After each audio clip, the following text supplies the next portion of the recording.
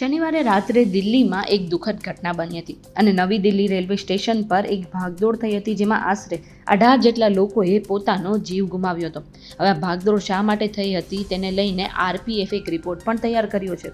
આરપીએફના report મુજબ શનિવારે રાત્રે 8 વાગે પ્લેટફોર્મ નંબર 12 પરથી શિવગંગા એક્સપ્રેસ રવાના થયા પછી પ્લેટફોર્મ પર મુસાફરોની જે ભીડ છે એ ભેગી થવા લાગી હતી, જેના કારણે પ્લેટફોર્મ નંબર 12, 13, 14, 15 અને 16 તરફ જતા જેટલા પણ રૂટ હતા એ સંપૂર્ણપણે બ્લોક થઈ ગયા હતા.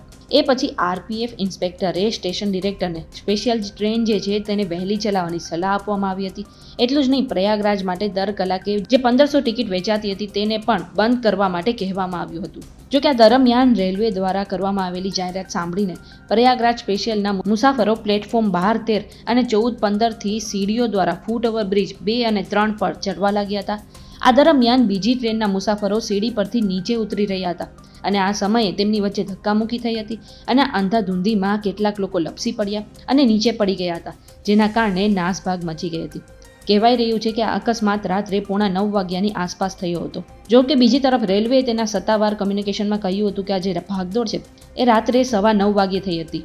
આ તરફ દિલ્હી ફાયર વિભાગે જણાવ્યું હતું કે આ જે ભાગદોડ છે તેના વિશેની જાણકારી તેમને 10 વાગ્યાની આસપાસ દિલ્હી પોલીસ તરફથી મળી હતી. હવે મદદ માંગવામાં આટલું મોડું શા માટે થયું અને કેટલા વાગ્યે સાચે ભાગદોડ થઈ હતી એ વિશે અત્યારે તપાસ ચાલી રહી છે. આ બાબતે તમે શું વિચારો છો? કમેન્ટ કરીને જરૂરથી જણાવી દેજો.